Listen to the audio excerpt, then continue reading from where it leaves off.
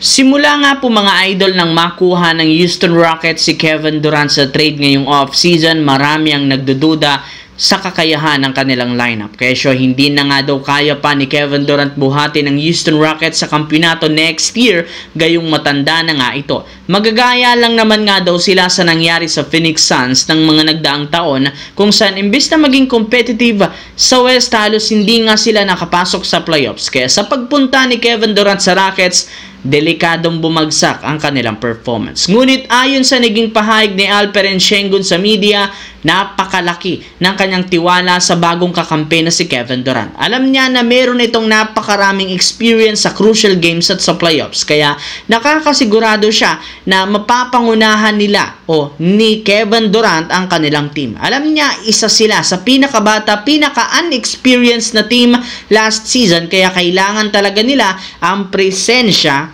ng nag-iisang Kevin Durant. Samantala, nag-trending nga sa social media ang ginawang pag-sign ni Luka Doncic ng kanyang bagong extension sa Los Angeles Lakers na magpapanatili sa kanilang ng matagal na panahon. Ayon kay Luka, hindi nga siya nagdalawang isip na pirmahan ang kontratang ito sa Lakers dahil sa umpisa pa lang tinanggap na siya ng buong prangkisa. Kaya gagawin niya ang lahat ng makakaya para magkampiyon. At isa sa kanyang ginagawa ay ang kanyang body transformation ngayong off-season na siyang kinakatakutan na sa liga. May isa pang ang anonymous NBA coach ang nagsabi na dapat na nga daw paghandaan ng mga NBA teams ang magiging performance ni Luka Doncic dahil kung noon naging mataba ito, nakapagtala pa siya ng malalaking numero, paano pa kaya ngayong mas naging fit ang kanyang katawan. Kaya siguradong best season ang kanyang buong karir sa liga.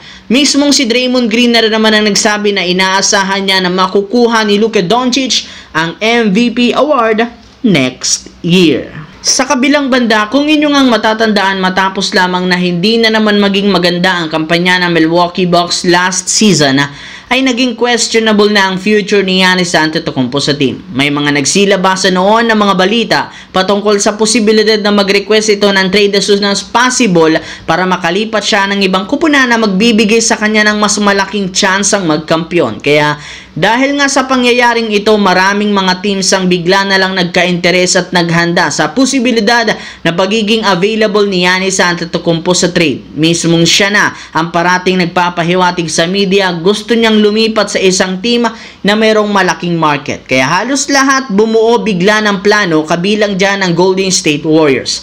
Ang problema, makalipas ang 2 buwan mula nang umugong ang trade nito, bigla nga pong naglaho na parang bula. Hindi nga ito nag-request ng trade matapos siyang manahimik ng ilang linggo. Literal ngang pinaasa ni Giannis Antetokounmpo lalo ang team ng Golden State Warriors na makukuha siya. Pero hindi rin naman nakapagtataka bakit ganito ang ginawa ng superstar na si Giannis, since masaya pa rin siya sa ginagawa ng team para sa kanya.